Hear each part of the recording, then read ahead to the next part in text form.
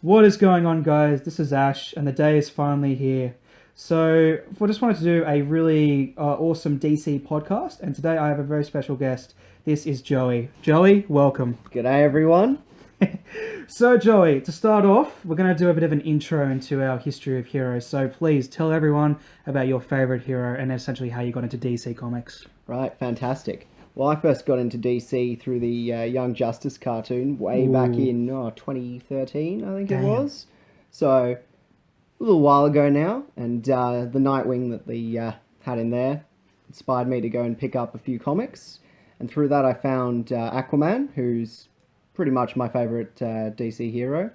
Nice. And then I really got into all the Arrowverse stuff that came out around the same time, and still to this day I have a great love of Stephen Amell's Green Arrow. Oh, good stuff, good stuff. And tell me, Joey, essentially, I guess, with your favourite hero then, who's your favourite villain and why? Oh, look, it's a tough one. DC has so many great villains. Yeah. There's a ton of ones in Batman's Rogues Gallery, obviously. The Flash's Rogues are fantastic. But I'd have to go with Black Manta. Nice. Just that incredible hatred, deep sort of grudge he has against Aquaman. Yeah. It's just really something else. Well, I guess it's a really good time for you to be a lover of Black Manta because next week we have a certain movie. You guys may have heard of it. It's called Aquaman. It's coming out next week. So Black Manta... Yeah. So spoiler alert, Black Manta is in that. So I'm sure, Mr. Joey, you will be very happy to see your favourite villain of all time. Oh, look, doesn't he just look fantastic? My eyes light up whenever I see him. And as a matter of fact, so does his. Well, there you go. Yeah. The irony. But look, guys, we'll be talking a little bit later on about essentially Aquaman and our thoughts about that. But there are a whole bunch of different topics we'll be talking about. But basically, just real quick from me. So just to give you guys a bit of history. So obviously by now, as most of you will probably know, my favorite hero is the great Superman. I actually am wearing a Superman shirt. I know you can't see it, but trust me, I am. Joey, confirm I am wearing one. He is indeed. Yes. Being watched over by a very lovely looking Superman statue as well, I might add. There are a whole bunch of them. I may do a vlog someday, but that's another story. Anyways, so look, basically my history of DC. Now, it's an interesting one because, believe it or not, my first hero that I actually saw wasn't a DC character. It was actually Spider-Man. Now, for a lot of us, so I was born in 95. So a lot of us sort of 90s kids, a lot of us would remember the great Sam Raimi Spider-Man movies. So a lot of us grew up on those. Tobey and Maguire. I loved, yeah, exactly. So so my first hero that I actually ever saw was Spider-Man. I loved him. But then when I was about, I think it was 7 or 8, I think my dad, we watched the Christopher Reeve Superman movies. And I think the first time I saw Superman was Superman 2. And that was the one, obviously, with Christopher Reeve, and they had General Zod and the two other Kryptonians that were there. And I just remember as a kid, watching the movie thinking like, wow, like this guy is amazing. And yeah, so pretty much ever since then, I've always loved Superman. When I was growing up, I followed the show Smallville. That went for about 10 seasons, so that was a big part of my childhood. It was just truly amazing. And obviously to now, obviously Man of Steel, which, the first movie that started the DCEU, came out about 5 years ago, and I absolutely love that movie. And that being said, that's actually still to this day my favourite DC movie. But essentially, as far as the villain part go, for a number of years, I've always found Lex Luthor's definitely been my favourite. Right. Just Superman's greatest rival, and just, the fact that he's a human with all the resources in the world to take on essentially a god. And just like his drive just to be better than everyone else and just to challenge Supes is, it's always got me. Although I do have to say though, the good old Mr. Joker is definitely up there though. You can't Mr. Joker, he's a classic. But look, just another quick question for you, Joey. So if you could be Aquaman for one day, what would you do and why? God, what wouldn't I do, hey? Explore Atlantis, I guess. I mean, that's pretty big one. Talk to some fish. Look, I probably wouldn't have fish and chips that night, unfortunately, or the month afterwards. But yeah, I mean, look, if Atlantis was half as good as it looks in this new movie, I could spend years just happily walking around. Yeah, the ocean. It's a very mysterious place, isn't it? We're getting into some deep talk here, hey? Yeah. First part of the podcast. Expect a few more. Yeah, look, for me, I think it's pretty simple. If I was Superman for a day, I'd just fly around. Just fly. I'd probably try and stop some crime. I'd probably try and stop some hefty crimes for sure. But yeah, I'd probably just fly around, you know? I mean, when else am I going to be able to do that? Never. Now, all right, guys. Well, look, that's just to sort of kick us off. But look, I tell you what, I'm going to hand you over to Joey because we're going to actually what I want to talk about for about the next 5 to 10 minutes is an area that Mr. Joey is very, very familiar with. It's basically, essentially just want to talk a bit about essentially like the DC comic evolution. So Joey, I've spoken to Joey, he's going to chat to us a bit about like his history with reading comics because he does love comics, so he knows a lot about the DC universe. So yeah, basically he's going to have a chat to us about, I guess essentially the comics and a bit of like the history and sort of the entertainment of the DC universe. So Joey, tell us all about your earliest memory of comics and your thoughts on the comics. Gosh, right. Well, I guess my first experience with comics, funnily enough, wasn't actually DC. Way back in the days of 2003, 2004-ish. My first comics experience was actually The Phantom. Don't know how many of you know that character, but God, what a hero. Many years afterwards, didn't really read much, and then after discovering Young Justice in 2013, I downloaded the Comixology app, and it's a good app. Recommend it. Fantastic. And just sort of set about exploring there, looking for a series that would grab my attention. And so this was right in the sort of middle of the New 52. So of course I started off with Nightwing, the New 52 run, which I might just say is absolutely phenomenal. If you haven't read that, it's about 25 issues or so fairly short. But despite some rather severe editorial interference and a couple of big events that sort of cut into the run, it's just the best Nightwing outside of Rebirth that I've read in a long time.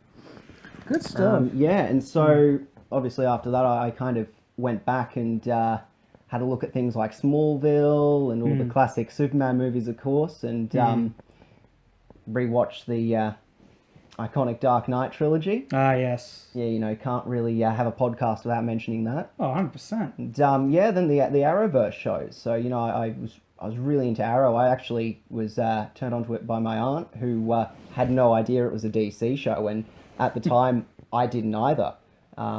Series 1, they didn't make a big deal. Obviously, the fact Deathstroke was in there was probably a good indication of, its origins. But, so funnily enough, it took about 4 or 5 episodes in before I realised, oh, hang on, this is a DC show. This is, so I'm a little slow on the uptake, as you might guess. But, so I got really right into that, and it really just fascinated me, the way that various TV shows and movies have reinterpreted all these classic DC characters and changed them up while still sort of keeping that core of what they are. Yeah. And going forward, that's what really excites me about the cinematic universe. Yeah, and that being said, though, so I guess one of the things that'd be great, so just for some people that may not know much about, say, Rebirth and New 52, if you just want to explain, Joe, essentially, what is it that Rebirth and New 52 have done for the comics, and also, essentially, what influence that has had on our DC universe? Yeah, look, so, that's a great question. So, for those who haven't read a DC comic before, DC likes to reboot their universe quite regularly.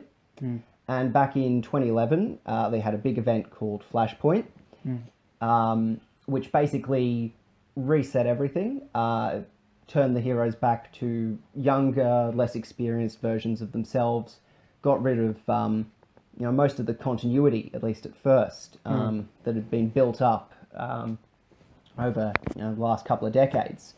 And really updated a lot of the costumes and the origins and all that sort of stuff. And had a bit more of a, I guess, gritty,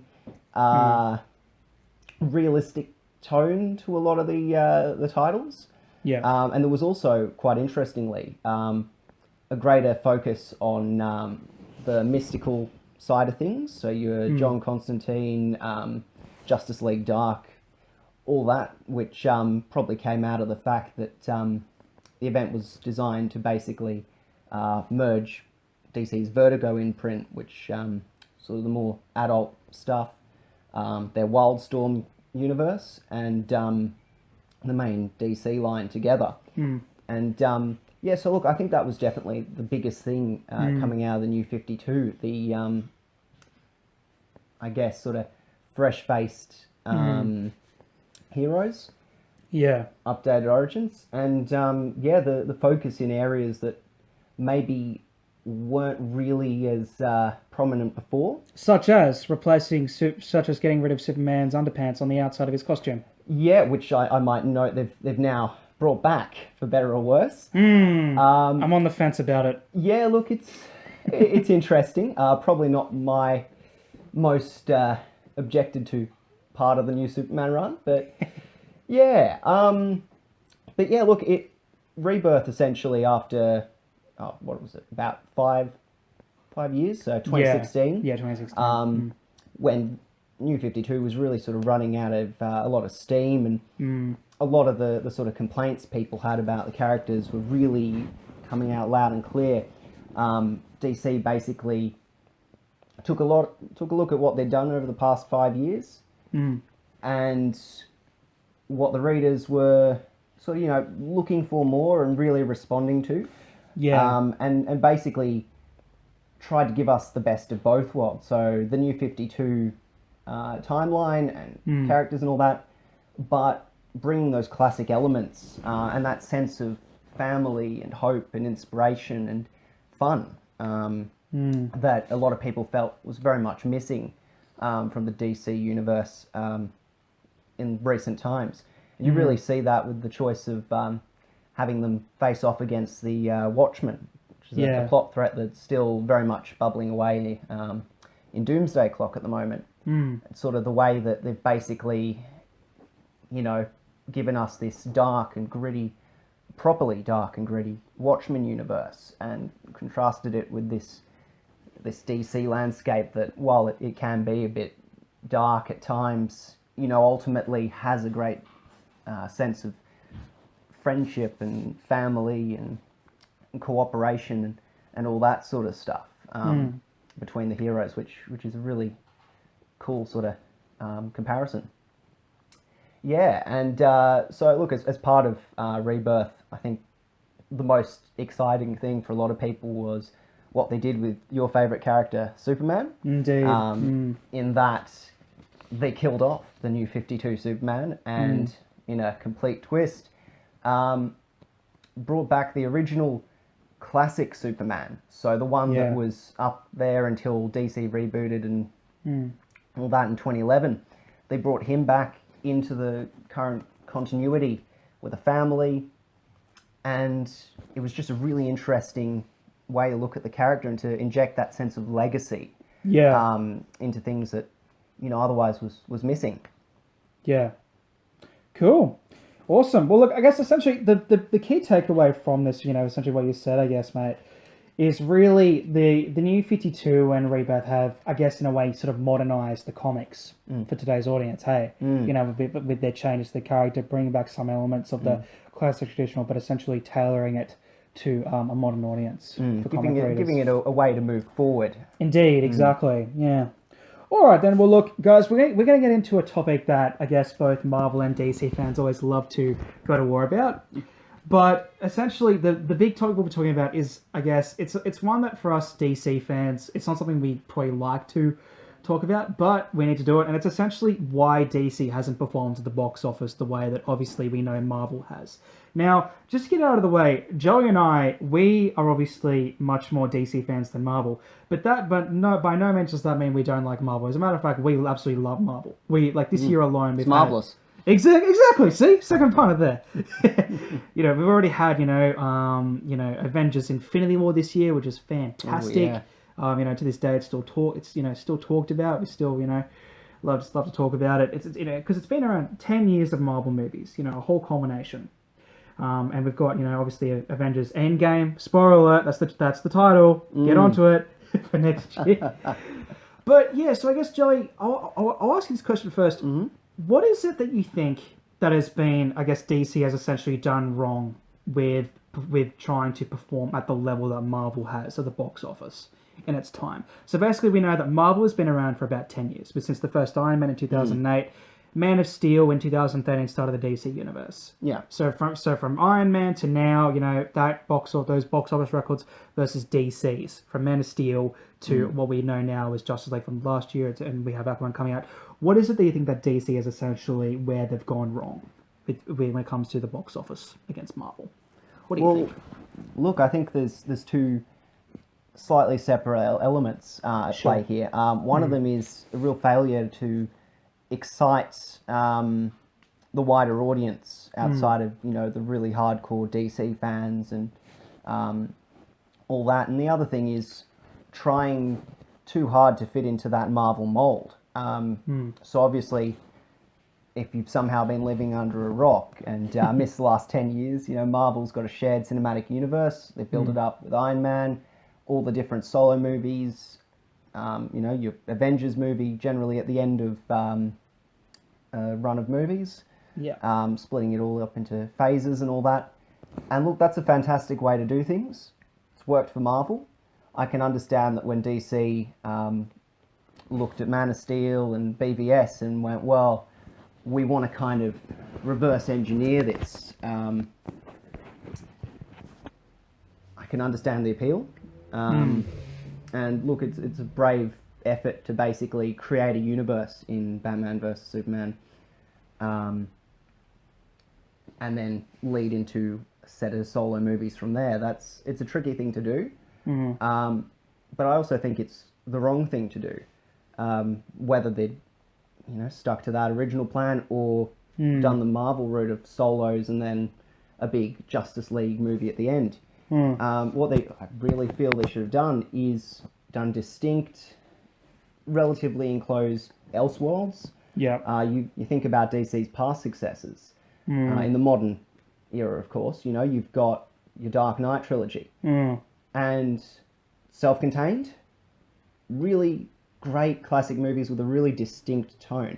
I think that's really what separates DC and Marvel. DC's got this huge potential to explore different genres. You saw that with Aquaman, where originally it was going to be a horror movie. Yes. And you just think of that would have been just really impactful. A superhero horror movie. A proper one, not, as Venom was supposed to be, but, a legitimate horror film with a horror director. That's a really exciting step forward. It's distinct from what else is out there. And Aquaman can still go and meet up and do Justice League movies and appear in other things relatively easily, Yeah. I think they need to really have done more of that sort of thing. And I mean, you see with Wonder Woman, in a lot of ways, that's what they did do. They put it in a World War I setting. Yeah. It doesn't really have very much impact on the present day. Yeah. It's just a fun, interesting tale. Prequel, if you like, to BVS in the loosest terms. Yeah, because you can enjoy it on its own. Yeah. Yeah. What are your thoughts, Ash? Yeah, so my take, I agree with you 100%.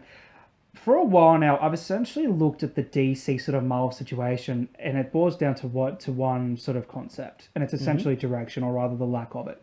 So let's wind the clocks back. I'll go a little bit Dark Knight Joker, if you know what I mean. Okay. Let's wind the clocks back to 10 years ago. So the year 2008, that's when the movie The Dark Knight came out. To this day, in the year 2018, what is it that people still talk about and compare pretty much all kinds of Joker performances to?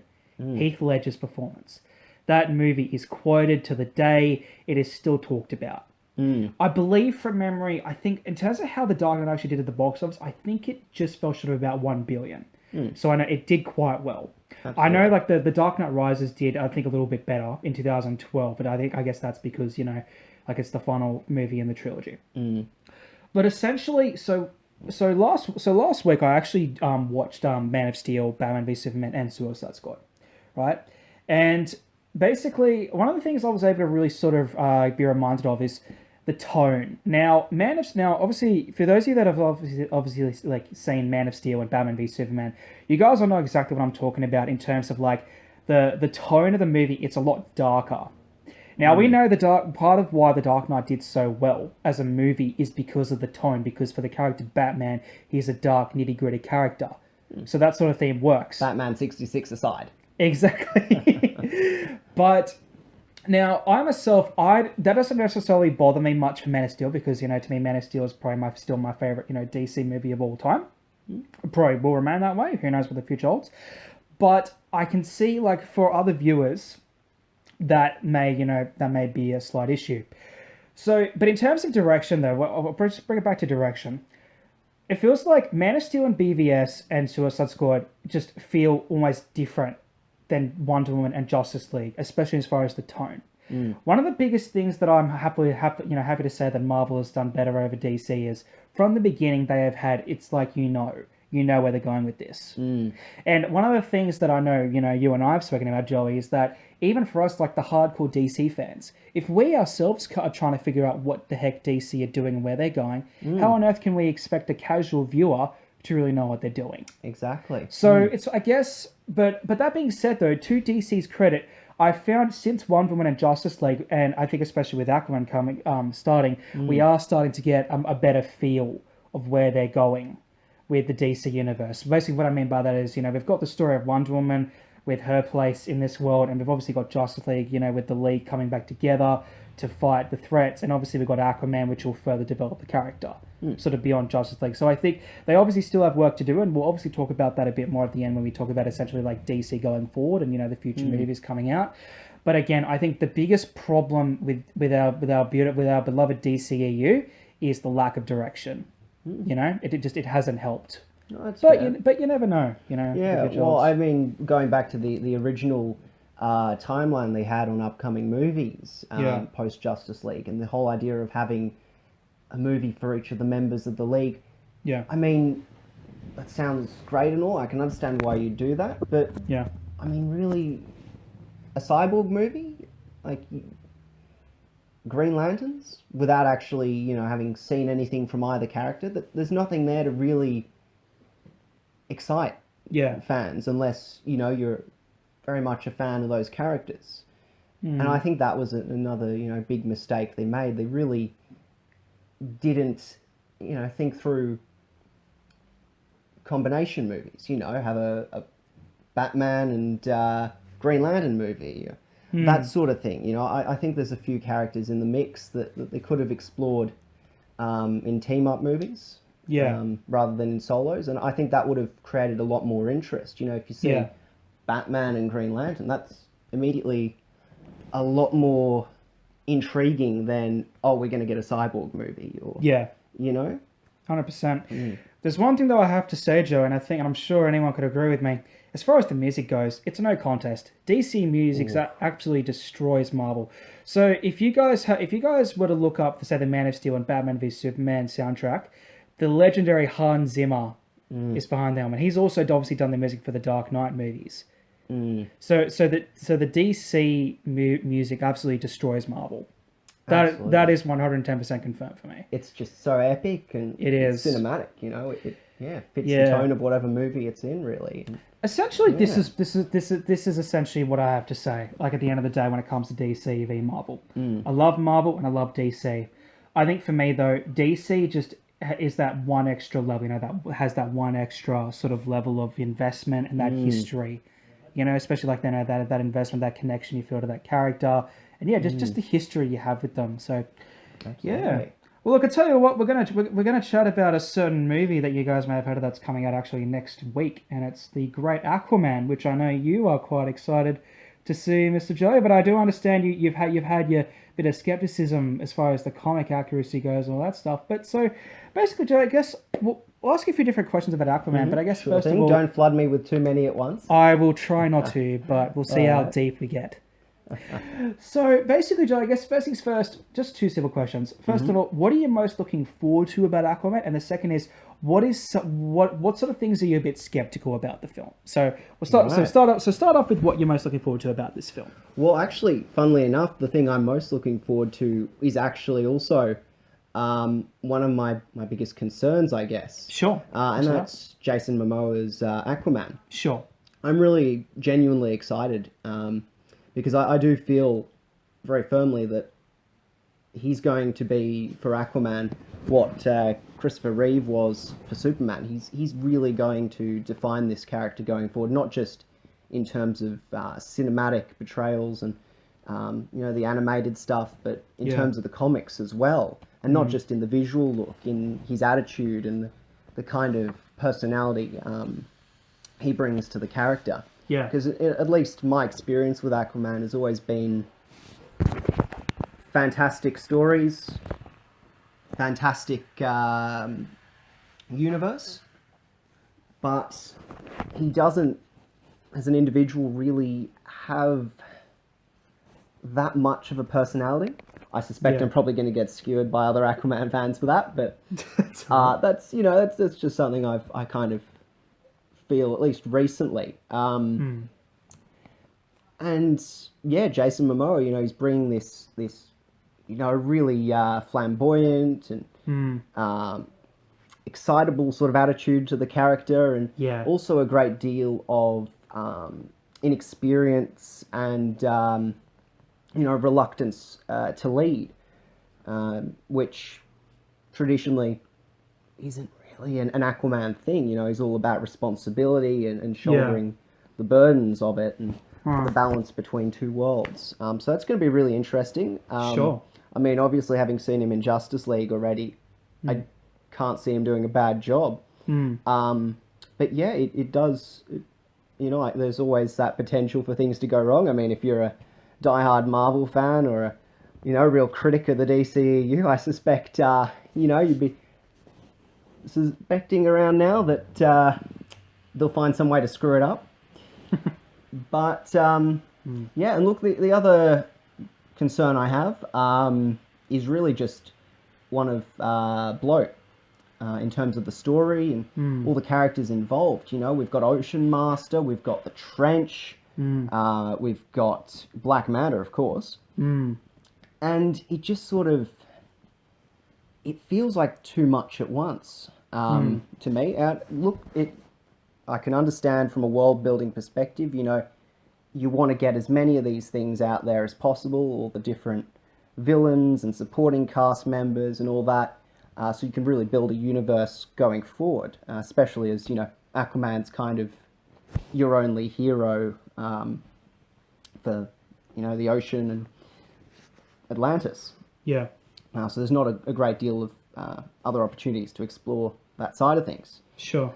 But, yeah, look, I'm concerned about that, we saw with BVS, even if you really love the movie, there's a lot in there, and it does sometimes work against the movie. As I've said before, Aquaman was originally pitched as a horror movie, I suspect probably with The Trench.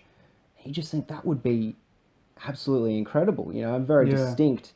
Whereas this, it could very well be as good as Wonder Woman, but it also has that potential to really just be too cluttered, to be setting up too much for the next movie, which at this point in time, with DC in such a sort of tenuous position Yes. with their cinematic universe, you want to have all the world building done right here and now. You want to have people excited for this movie, not Aquaman 2, not Justice League 2, not those sorts of things, And yeah, so I do worry about that. But again, James Wan and Jason Momoa and Amber Heard, fantastic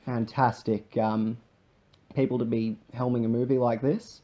And honestly, if the portrayal and possible plot bloating is the worst you've got, that's a great position to be in. It looks fantastic. Could be worse. I can't see this movie being awful or average. It's just a question of, can it go toe to toe with Wonder Woman? Indeed, yeah. Very few movies can, to be fair. Yeah. Indeed, exactly. I think for me, look, I haven't really had any issues like from what I've seen so far. I do agree with you though, definitely 100% with the villain clustering, because from the by the sound of it, like definitely I can see Ocean Master, played by Patrick Wilson, being like the main villain. We know in the comics that Black Manta is the main villain, but I just have to say though, I am so excited to see this movie with you next week. I can't wait to see Black Manta on the big screen and all the other villains, and obviously Mira, and yeah, I think the visuals are going to be amazing, especially like we've essentially, because we've never really seen anything like this sort of film, especially like underwater. No, exactly. So I think as far as the director goes, James Wan, I think he's the perfect pick for it. Obviously, so for you guys some of you guys may be aware of like the Conjuring movies, which is directed by James Wan, and obviously Patrick Wilson has worked closely with him before. So right away, I do recall him like he didn't even need to read the script for this movie, because he trusts him, because they have that working relationship. That's fantastic. Now, just one thing I do want to touch on, because you were chatting about it before, Joe, and it's essentially about the horror aspect. And because I was watching an interview, I think with James Wan the other day, and essentially, so what he was talking about, as far as the horror element goes, he's pretty much saying, so we all know like the ocean is a beautiful place, like it's very mysterious, but there is an element of it, where it's unknown and like we don't know what the heck's down there. So I think from him saying that, I'm thinking, yeah, like I can see, especially with like the trench stuff, there may be some horror elements. Well, there's a great line in the old Aquaman TV pilot, for those of you who have seen that particular cinematic masterpiece. If you look too long and hard into the deep, something's going to start looking back, something to that effect. And yeah, I think the trench are going to be fantastic, but again, having just a horror element in a movie, again, a couple of different tones at play. Is that going to work against the movie, or add to it? And I am concerned about that. But of course, we're getting the Trench, who are one of my favorite Aquaman villains. I really think I want to see more done with them, not just in terms of the cinematic universe, but in the comics and in other media as well. Sure. Cool. Well, look, I'll tell you what, it's coming out next week, so I'm sure we'll find out then. But we'll see how we go. But I definitely, for myself though, I'm definitely looking forward to it. I'm sure it won't disappoint. But yeah, it'd be interesting to see if it actually ends up beating Wonder Woman, because I think even for myself, I know you hold Wonder Woman high regard. I think a lot of people do. Ooh, yeah. But I know for myself, like I loved Wonder Woman, so it'd be interesting to see. But yeah, Jason Momoa, I mean, especially that scene in Justice League, with the bourbon, like you can't beat that. And not to mention the music that was playing. That was a pretty cool scene. My man. All right. Well, look, here's a bit of because we were chatting about topics, and this is one that I'm kind of doing a little bit impromptu, but it's essentially about the villains of the DC universe. So I'm going to sort of share something. So sometimes I've wondered if I have a little bit of too much of an obsession with the DC villains. Now, so there's a bit of context, because I'm a big believer in as great as a hero, as great as a hero may be, at the end of the day, it's the villain that essentially defines them. It makes or breaks them as a character. That's my opinion. Take The Dark Knight, for example. Like Heath Ledger's Joker, it completely outshined Christian Bale's Batman in my opinion. I suspect that there may be a lot of people feeling that way, and to an extent, I wonder if that's a bad thing. I personally don't. I don't think it necessarily is. I think it was a performance of a lifetime. But I think with villains, they are there to make the hero and ultimately get them to that level of heroism. Take the Joker, for example, in Batman dynamic. Joker does all this evil, crazy crap to Batman. Batman's already broken enough as it is. He's dealing with all kinds of other villains, but Joker is his absolute greatest arch nemesis, and he pushes them to the limit. I mean, for goodness sake, he killed Jason Todd, the second Robin. He pushed him to his very limits, and Batman's morale is challenged every time they face off. With literally like the no killing. Like the Joker, would kill him, in a heartbeat, him or anyone else in a heartbeat, but Batman is constantly pushed. So I love their hero villain dynamic. But I'm curious to hear what your thoughts, Joey. You know, essentially on like how a villain makes like a hero, or do you want to like argue against like that? No, well, look, I think villain, a good villain, can do either. And it's what I really love about DC villains in general. You know, I've mentioned before, you've got the Flash's rogues gang, and obviously Superman. You've got Lex Luthor, you've got Doomsday, you've got Zod, obviously. Batman, yeah. How could you think of Batman without thinking of the Joker? Whether, you know, it's the Cesar Romero one, or Heath Ledger, or Jared Leto even. And then, I guess really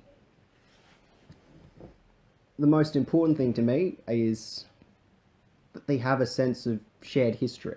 I think that's what I really love about Aquaman and Black Manta. You know, you've got this great enmity that goes back to Aquaman accidentally killing Black Manta's father, and there's just the hatred has consumed him so much that, as we see in the spoiler alert, in the Dan Abnett Rebirth run quite early on, when he's faced with the idea that, you know, he's defeated Aquaman, that this whole great vendetta of his is over. He doesn't have a purpose, and he ends up just giving up. Or you look at Batman and the Joker, where really one can't exist without the other. And of course, we've seen things like the Killing Joke, where it's implied that, you know, this is the end. This is where Batman finally snaps, kills the Joker. You've got stories like that. But from the Joker's perspective, at least the way a lot of writers write him, he can't exist without the Batman. And you see this almost sense of love that he has. You know, it's not he's doing this to try and, you know, defeat Batman, kill him. He could probably kill Batman just like that. He wants him to suffer. He wants to change him in some way. A really great example is the Flash and the Reverse Flash. You know, you've got this character that actually is the Flash's biggest fan. And he's doing all of this horrible stuff because he wants the Flash to be a better hero. He's killing people, he's pushing him to his limit because he wants him to change. And that's what I find so fascinating. You know, it's not necessarily, you know, just a matter of, you know, one big fight or the villain really having more layers than the hero or anything like that. It's that sort of constantly changing relationship between the two.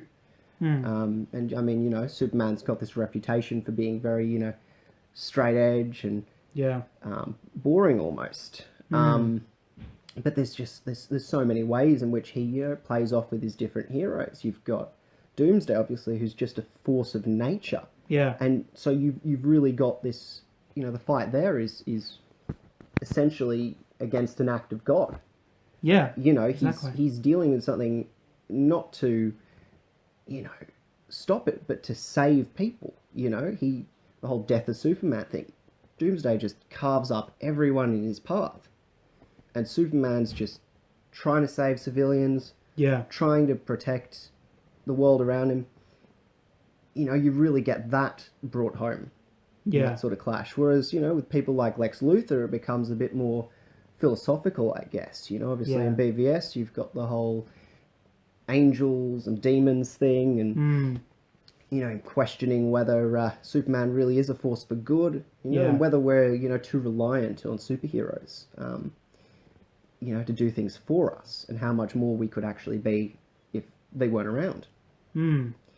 Yeah, so I guess I really like the interplay. That's a long-winded explanation. Yeah, that's all right. Well, I'll tell you what, there's one like other thing I just want to add, because for me, I do, look, 100%, my favorite sort of villain-hero dynamic is definitely Joker and Batman, but Superman and Lex. So for those of you that may have watched Smallville, I remember in the final episode of the season, this is essentially where, you know, their fate, like Superman and Lex's, you know, paths are essentially set. Lex is, you know, going to run LexCorp and essentially, you know, set to become Superman's lifelong, you know, nemesis. Superman is literally pretty much about to become the Man of Steel.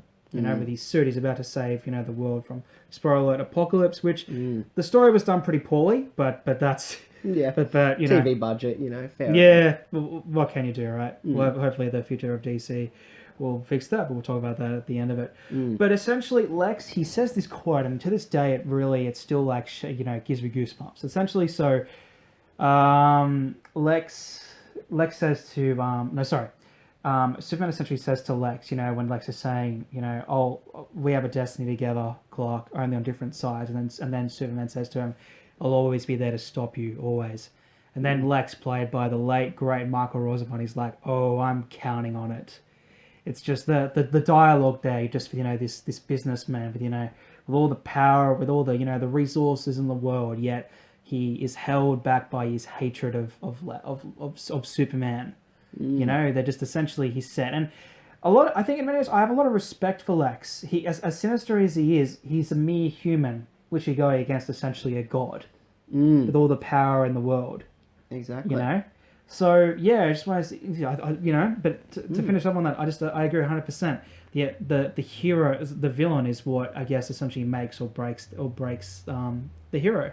Sorry, the villain, is the one that makes or breaks the hero. Yeah, exactly. You know, it builds the character, it defines them. All right, guys. Well, look, we're drawing to the end of this great podcast, so thanks so much for tuning in so far. But there's one sort of final topic that I guess it's really important for us to talk about, because we are doing essentially a DCEU podcast, and it's really, so today Joey and I have talked about a lot of different things with you. You know, we've spoken a lot about history. Joey's done a great job of chatting about essentially comics and his experiences there, and we've spoken a bit about, you know, the DC box office and essentially, you know, the great Marvel v DC debate and a bit of the Aquaman. But I guess the best way to finish this up is on the topic of, well, here we are, near the end of 2018. Our beloved DC universe has been going for essentially 5.5 years now. We have Aquaman coming out next year. Sorry, next week. Oh God, I can't last that long. My apologies. That would be Shazam, which is in April next year. But essentially, Joey, so I'll ask you this first. I guess DC going forward, Shazam's coming in April. We know that Wonder Woman 2 is coming in 2020. Goodness me, that'll be a long wait, but that'll be in June. Yeah. So I guess, Joey, you know, there's a few things I guess we can talk about. So, you know, we've spoken about, like, obviously for the first Justice League, we had Steppenwolf as the villain, so there was talks of Darkseid. You know, for those of you that may not know, Darkseid is essentially the DC's version of Thanos. But it's important to know, though, as we are DC diehard fans, we must say this, that Darkseid did come before Thanos. And there was actually a video that was recently made which 100% proves for everyone, and it's for the world to know, that Darkseid can crush Thanos in a fight. Oh, easy. Yep. But that's another story. I'll actually put the link to that video in the description. So you guys I'd like to watch that myself. Yes. We all love a bit of Darkseid kicking ass. But essentially, so we've got a situation where Justice League is essentially setting up for, I guess, eventually Darkseid to be a villain in this universe. And obviously, at the end, there was a post-credit scene with Lex, Luthor, and Deathstroke. So they may potentially be doing like an Injustice League story, which is essentially like a group of villains sort of teaming up to take on the Justice League. So, Joey, I guess it's a simple kind of question for you. DC going forward, what do they need to do? And where do you see the future of the DC universe going post-Aquaman? Well, look, that's, I guess, the question on everyone's lips. So, as it stands, I like to think the three big touchstones, as it were, going forward: Wonder Woman, Aquaman, and Shazam, depending on how that does. I think really it's a need to build on those three movies, provided that Aquaman and Shazam can indeed hold up, at least to some extent, with Wonder Woman. And it's an interesting position to be in. And again, maybe you want to get into the Ben Affleck, Henry Cavill talk. in a little bit about yes. whether or not they'll stick around. Yeah. But yeah, look, I think regardless of what happens, the key thing moving forward is really the same as it was going into Rebirth from the New 52. They need a legacy. Indeed. I mean, you see it in Batman vs Superman, perhaps most prominently. You know, you've got an old Batman, but we don't really have much sense of his history. Obviously, we've got, you know, the iconic photo of the Robin costume defaced in the cabinet. Yeah. You've got quotes from Alfred and all that. You've got the burnt out manor, but you don't really have a world there. Yeah. And he's been operating for what? I think it's 20 years. 20 years in Gotham. 20 years. That's a huge amount of time, you know. What happened during that time? Indeed. And I think that's the sort of thing that DC really needs to take stock in and look at injecting into their movies going forward. I mean, yeah, you look at how they did in Rebirth. It was literally a character from the past came back. It turned out that actually all these heroes weren't as young as they first appeared in the New 52, that they had 10 or so odd extra years of continuity. It had just been stolen from them. Right. And so a lot of the early Rebirth titles were all about rediscovering those missing links. So things like, you know, the Black Canary, Green Arrow romance, the whole thing with Kid Flash, Wally West, who, of course, for many people was the Flash for a good couple of decades. You know, there's all that history there that they were able to explore and inject retroactively into the universe. And I think I'd like to see DC do a similar sort of thing, you know. Maybe even look at taking on Doomsday Clock, actually have them go up against something like the Watchmen, or heck, you know, as a secondary option, having it be Darkseid who's stolen some history from them. Yeah. Give them a reason to exist going forward, give them a past, inject that sense of legacy, that sense of a shared universe. Yeah, well, I guess so. Yeah, I agree 100%. I think the biggest problem, I guess, say for Batman is, see, at first, I guess in BVS when he was introduced, because don't forget, this was after we'd had the whole Dark Knight trilogy. So a lot of people were quite familiar with Batman's history. So the older Batman at first was a brilliant idea. I still think it's great to this day. The problem is, as you said, legacy. We don't know. Now, for those, I'm sure probably some of you guys have probably heard this, there is supposed to be a Batman movie in production, but there's been all sorts of issues, you know, with scripts. So basically original, you know, Ben Affleck himself was supposed to direct that. Personally, I reckon that would have been a fantastic idea, especially with his experience of directing and having a lot of control over the over essentially his own character, you know, in the film. But that's been delayed. Now, I think at the moment Ben Affleck, like the character, you know, the actor that plays him, Ben Affleck, he's gone through a whole bunch of rehab, so we don't even know if he's. We wish him all the best for that. Yeah, we do. We truly do. Wish you well, Betsy. But I guess the problem is, like, again, it's the lack of direction. We don't really know what's going on. And I think a problem with, I think it's the genre as well, because of, you know, online clickbait and rumors and all that, there's a lot of negativity. So obviously, you know, there's been a lot of rumors over the last sort of 2 years that Affleck's out. I do recall, I think it was at a Comic-Con last year that he outright said, "Oh, what is this? I'm playing Batman. It's the coolest job in the world. Why would I want to leave it?" So it's like, when you literally hear from the horse's mouth, you know, that, hey, I'm not going anywhere, you think, well, you know, screw clickbait, right? Now, I'm not saying that's out of the question, because but yet, you know, especially, you know, with the rehab stuff, that is a legitimate thing to kind of second guess. Yeah. But one thing that I do want to address is the Henry Cavill stuff.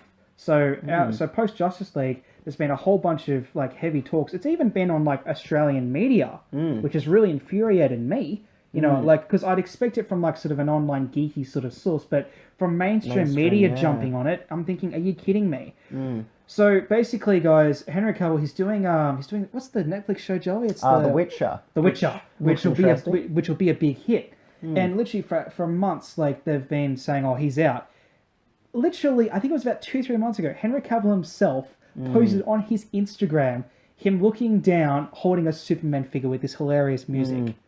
That right there single-handedly shut down the rumors, but yet people still persisted. And get this, right? About 2 weeks ago, when Aquaman at the premiere, he outright said, "Look, I just spoke to Henry. He's not going anywhere. These rumors are absolutely false." And again, for a while, I've been thinking this and trying to say this out to a lot of people. Get the info from the horse's mouth, not the horse's ass. Like mindless clickbait and endless rumors. Yeah. Now, obviously, sometimes news is news, but for this particular stuff, I encourage you guys to not fall victim to the classic clickbait and rumorville, because it is relentless for our genre. Yeah, now, look, at the end of the day, if he actually was out, it would suck. But you know what? At least I'd know that I heard it from him. It wasn't like some crappy clickbait source. Now, by the sound of it, maybe sort of over the next two, sort of year and a bit, with Aquaman and Shazam and Wonder Woman 2, maybe that's because Henry is focusing on the Netflix show, and Batman is supposed to be, I think the script is being finalized now, and it should be going into production next year. But yeah, I guess just back to the essentially DC going forward, I think they are starting to get the direction thing a lot more sort of right. I'm just hoping that Aquaman is able to nail that, and especially with like sort of Shazam and Wonder Woman 2 tying that in. But I just hope for going forward, if they're doing a Justice League 2, and I guess in the long run, bear that after 10 years, or who knows, it may be a little bit longer. I mean, we're in, it's been 5.5 years, so I suspect, it may be a little bit different than Marvel. It may extend a bit more, but that doesn't necessarily have to be a bad thing. But just get some direction going.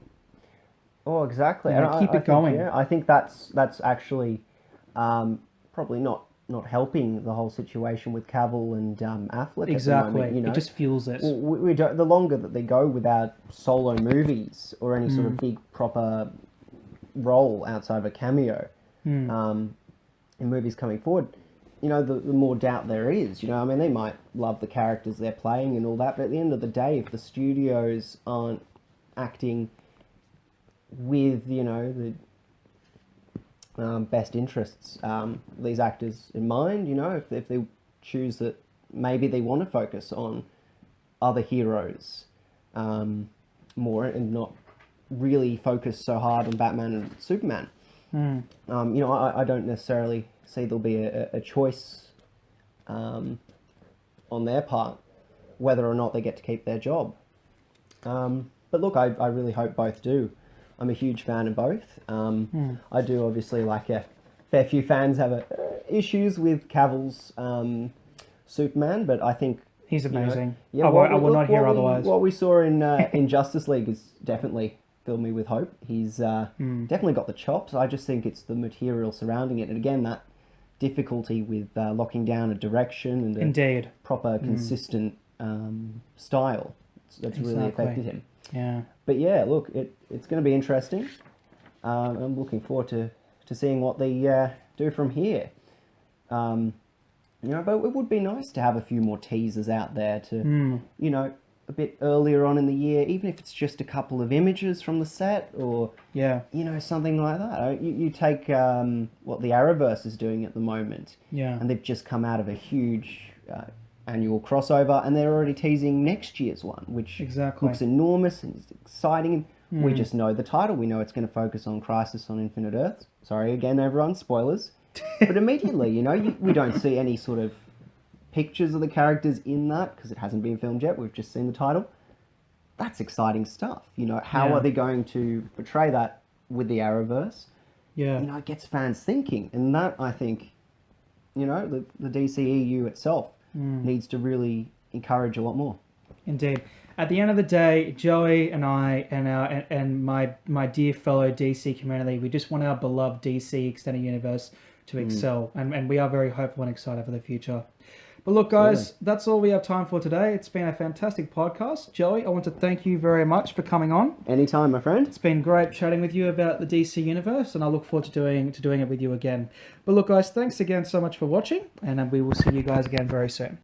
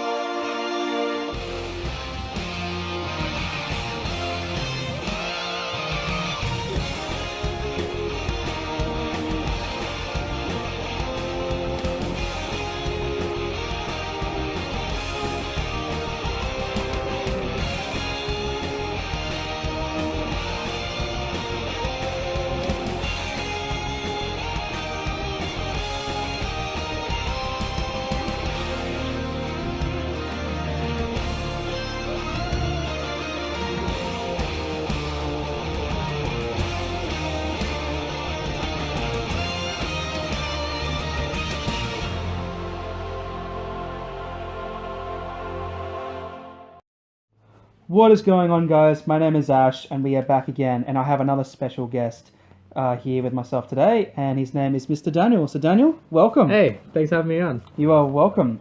Now, Dan, as I asked Joey, I will ask you the same question again for a bit of an intro to kick us off. So, tell me, who is your favorite hero and why? My favorite hero is Batman. What a surprise! Yeah. Tell me more.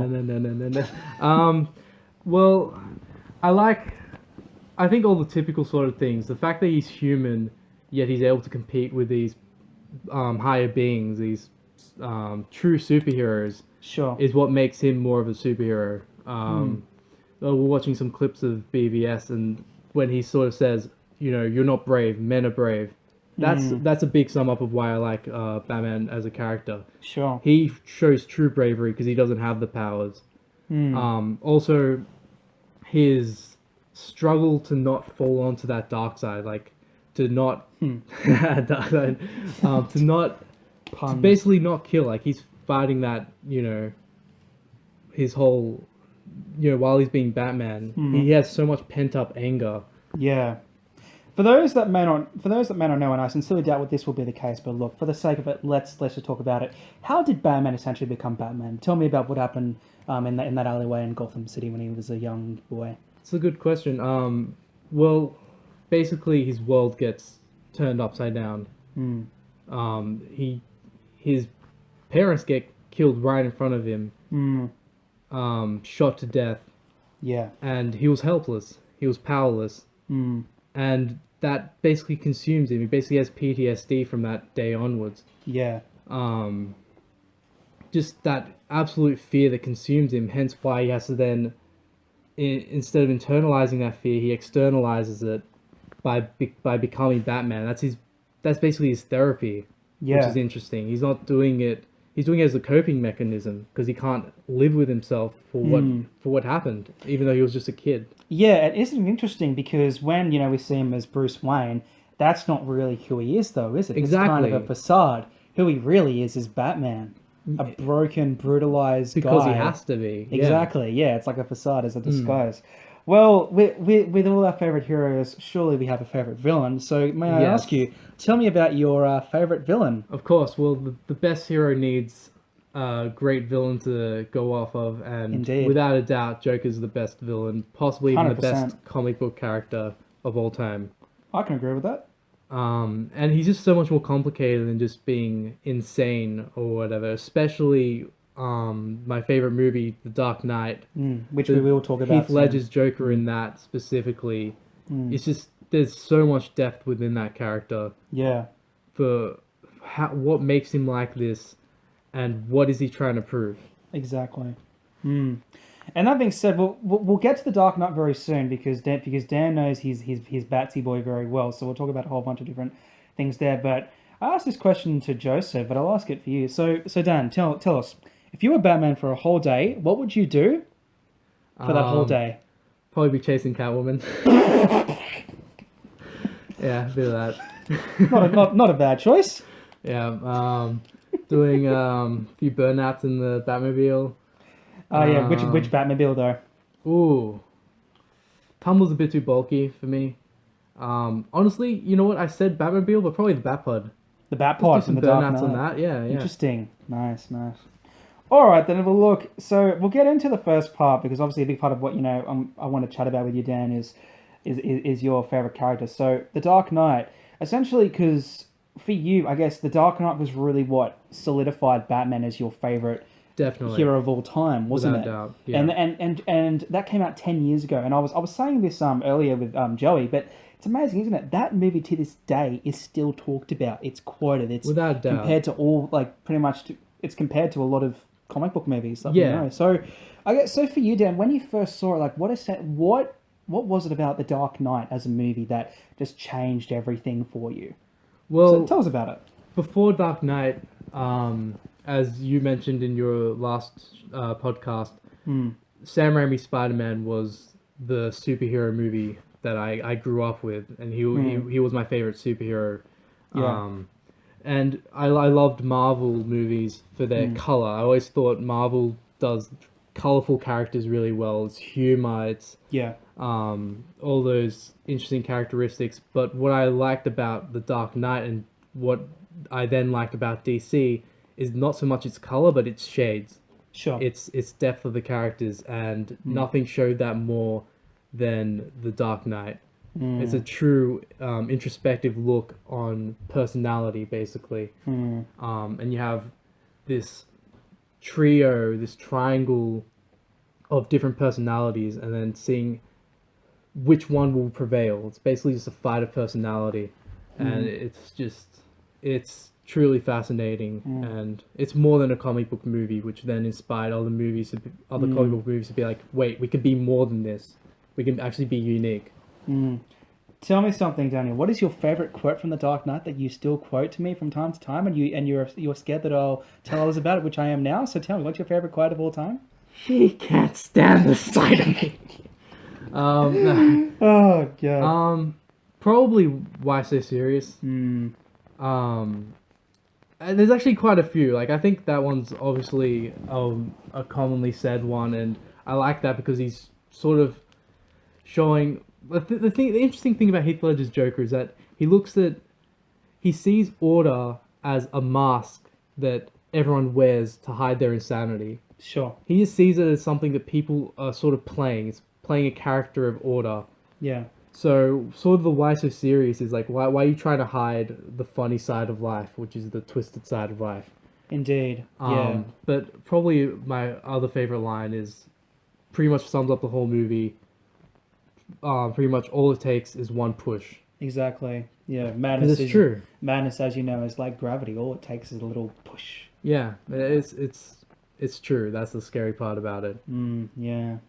It's amazing because I was chatting about it with Joey yesterday, and I was saying, like, the Dark Knight, the villain essentially outshined the hero.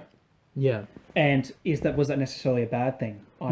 Yeah, like, I was gonna say, like, what do you think? I feel like that's also a negative way to sort of put it, because I don't necessarily think it outshines the hero. Right. It really makes the hero have to be better, and it sort of pushes the character. What is there to a character other than how they overcome their obstacles? Indeed, the way I look at it, it's essentially the Joker and the Batman, they're essentially each other's yin and yang. Without a doubt. You know, the alpha and the omega. other side of the coins, which then brings in Harvey Dent. Yeah, that was a great performance, wasn't it? But speaking of him, because there are a bunch of villains we could talk about, but I guess for you, Dan, tell me about essentially, like, I guess if you had to pick 5 of Batman's greatest villains, ranking them. First of all, tell us, as you go through each one, tell us a bit about essentially who they are and what they have done for Batman, how they've challenged him, and in his ways. Awesome. But just rank them. So start with him, I guess. Yeah. Well, I think the best thing, I think everyone knows that Batman's villains are the most varied, the most interesting, and just the best in general. And I think the best thing about his villains is that they challenge him in different ways. There's so many heroes where their villains are just physical opponents, but you have, of course, you have Bane with Batman, who's his just physical superior. Yeah. But then you have Joker, who's trying to twist everything.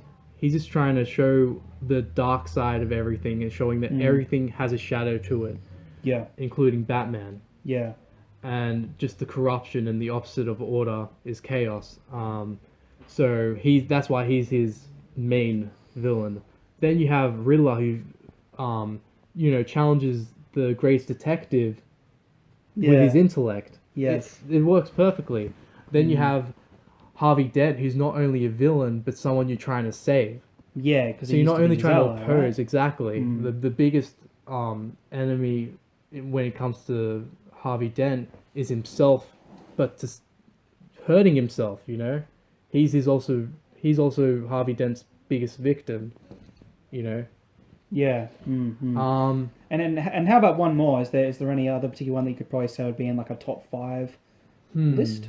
I guess there could be so many, but I guess I'd go with Deathstroke. Oh, nice. Because you have Bane's not really technical. He's just a brute. Physical. Exactly. But someone who's possibly more technical and skilled than Batman is Deathstroke. So I think those 5 are a really good summary of just showing different areas and challenging different sides of Batman. They all give him hell in different ways. Yeah, that's true. So let's sort of talk about, I guess, something a little more closer to the times, and that's like our beloved DC Universe's Batman, who's played by Ben Affleck. Now, obviously, he made his debut, and probably, I'd say for you and I, probably like one of our most anticipated movies and longest Without a waiting doubt. movies. So I remember, I think Batman v Superman, that finished filming in 2014, so pretty much about a year and a bit after Man of Steel had come out. Right. The movie did not come out till 2016. Yeah. That was a 2 years of long build-up, wait. without a doubt. We always talk about how with the Man of Steel, trailer, just the setup for that. Yeah, so basically, guys, so what they did with that, when The Dark Knight Rises came out, I think that was mid 2012.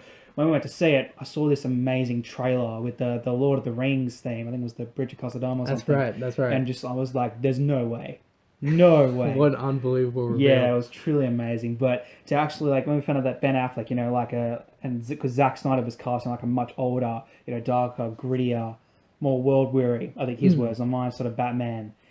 Because this was just after we'd had the Dark Knight trilogy, so we sort of had an idea of an established sort of Batman in his prime. But then for this one, we bring in like an older one. But for the title to be Batman versus Superman: Dawn of Justice, it was like, oh man, it was pretty much our movie. That's the movie. Yeah, it was our movie. That's the movie. If anyone asked me what's a movie that you'd want to come out and finally see on the big screen, it would be Batman versus Superman. 100%. God versus man. Yeah, day versus night. Yeah. Son of Krypton versus Bat of Gotham. That's what it is. That's the beautiful thing about it. It's David and Goliath. Exactly. But there are a few flaws which we will talk about, and you guys could probably suspect Martha is one of them. But I do actually have a clip, but we will play that very soon. I wonder what it will be. It kind of made us cringe, but anyway, it's rough. So I guess back to Ben Affleck and my thoughts. Tell us about how you found Ben Affleck's performance so far as Batman. Well, when they revealed Ben Affleck to play as Batman, pretty much it was unanimous that it was going to be horrible. Everyone everyone thought really negative, but I actually really like the idea of it, especially from seeing Ben Affleck's directorial stuff. Argo, you can see when he has more control over what his sort of what he wants to make. And when he has his hands on the sort of the art, he will act extremely well, and he has this dark side to his characters and to his storytelling. So I really thought he would be able to do an amazing job. And I wasn't too disappointed. I thought he did an amazing job in BVS for the most part. That's good. Yeah. Yeah, and so that being said, though, because you were talking a bit about the directing part, and yes, there were rumors, I think it was last year, that he was essentially set to direct a Batman movie, but obviously we know that that fell through, and I remember you were very disappointed, because that was one of the biggest reasons why I wanted him when they said Ben Affleck's going to be in. I'm like, of course, he's starting to direct now. He directs these really in-depth movies where you're really the characters are getting completely challenged, and I'm like, if he does that with Batman, it could honestly rival The Dark Knight, and be a true adult movie.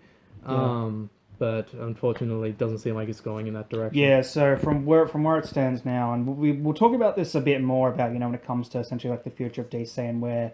I guess obviously I've shared this, but when I've asked Dan what he thinks about where DC has fallen short, and a major part of that is I guess the sense of direction, Definitely. That's the one word I'd use. Yeah. If I had to choose one word.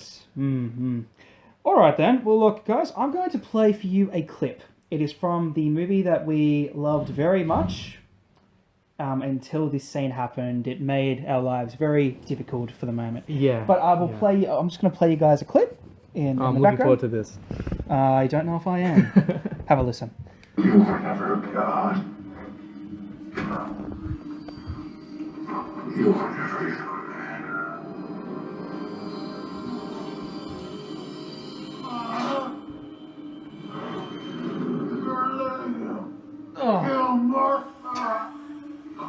If you could see his face right now.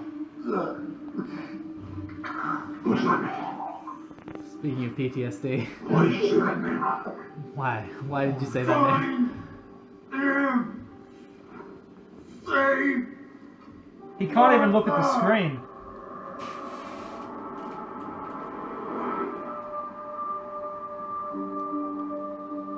If only I could block my ears.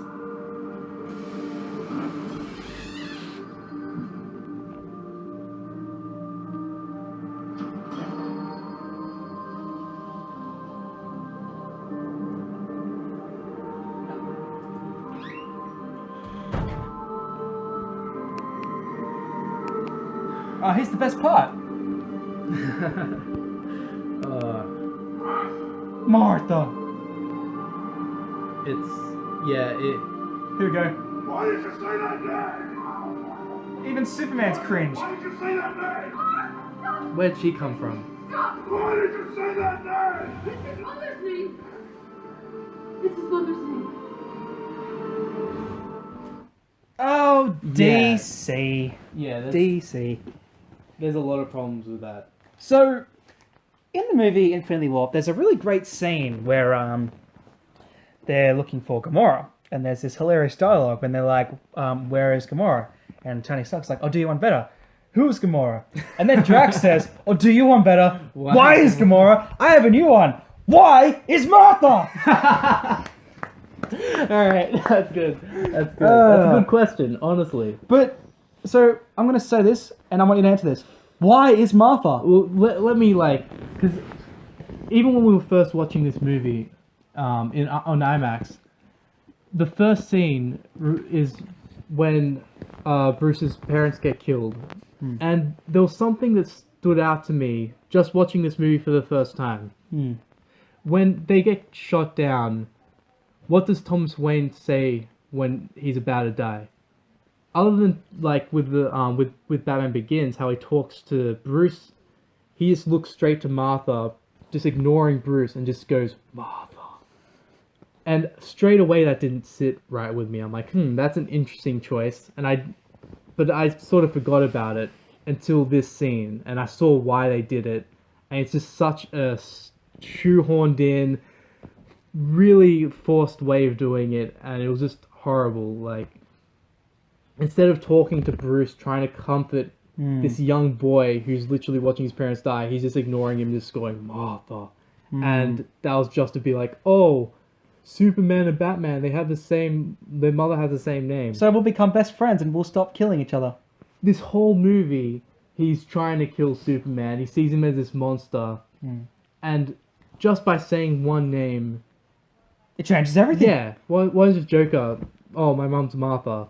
It doesn't make any sense. It doesn't make sense for either of the characters, and plus, just the way it was acted was pretty rough. You could tell that they were trying to really do the scene really seriously as well. And they were trying to make like, oh, all the connections, everything's adding up. When I'm like, oh, that's why that first scene was so bad.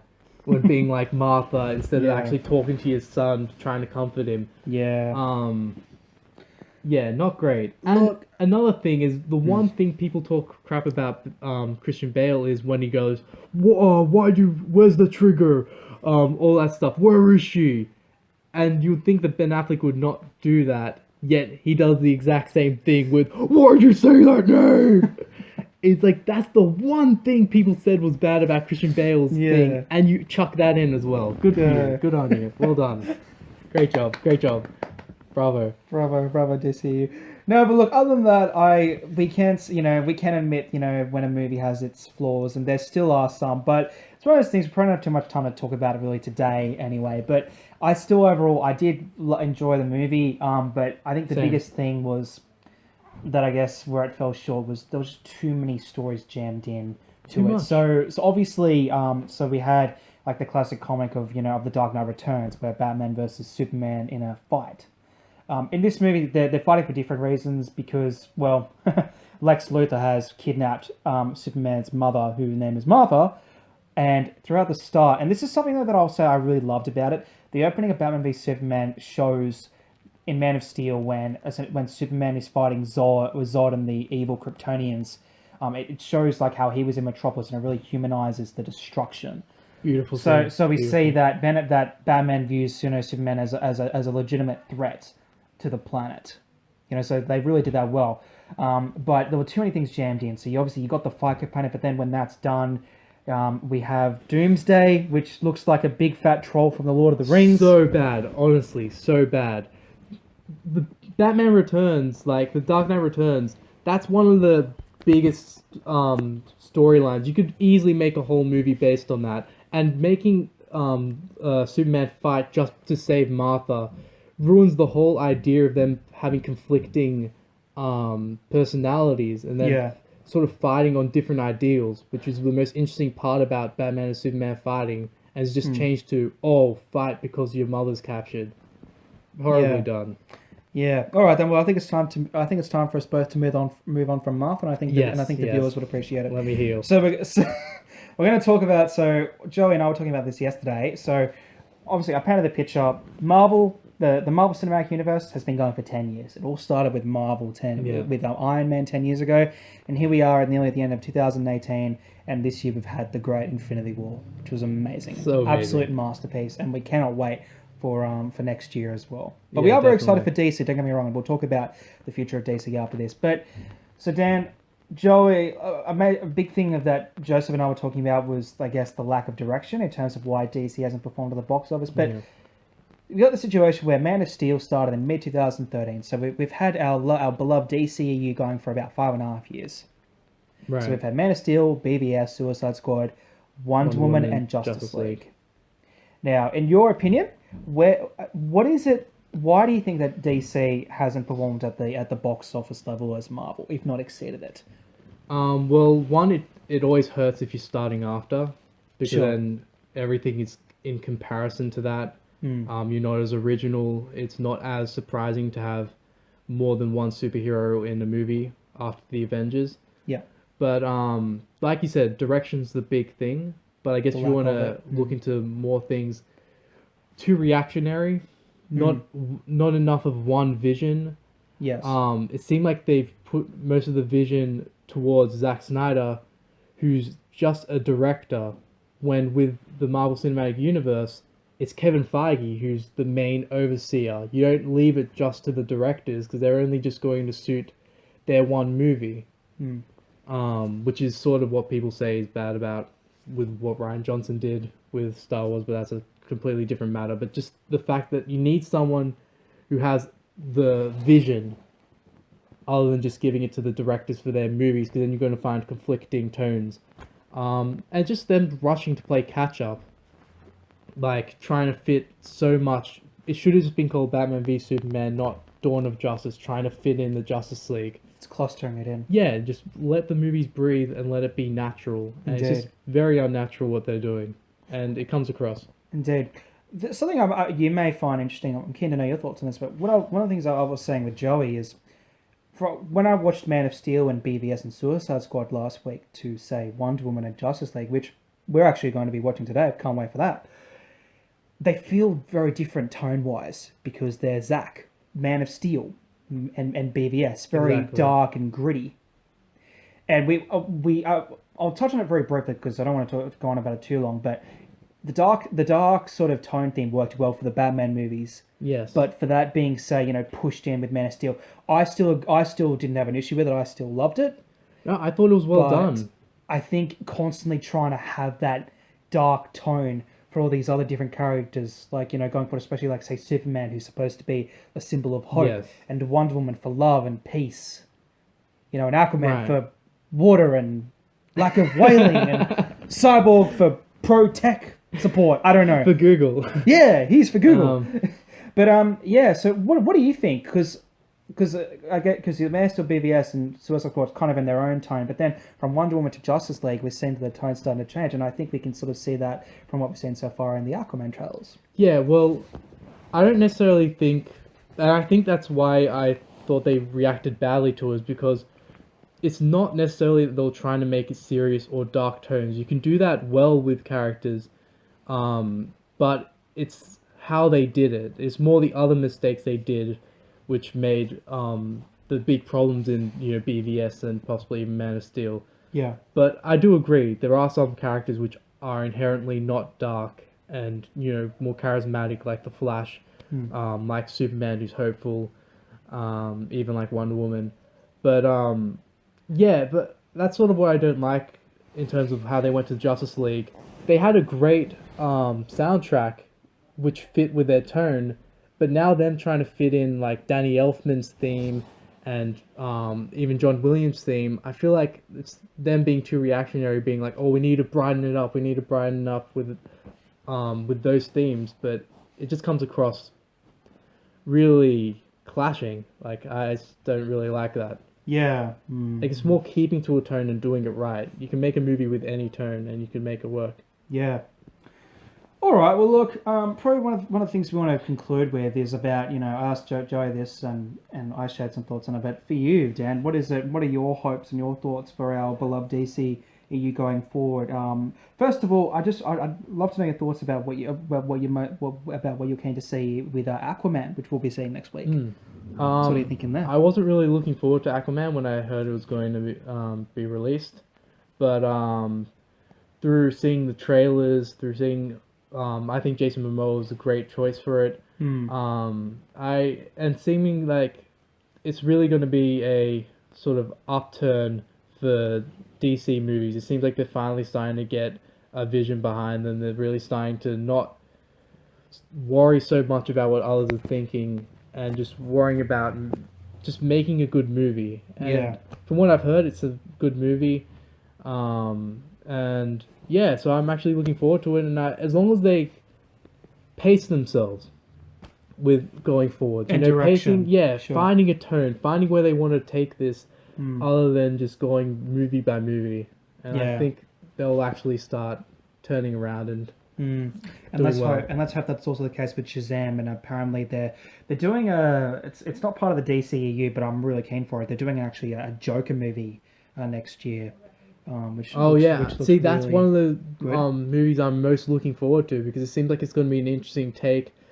They're delving into something different with it. So I like that.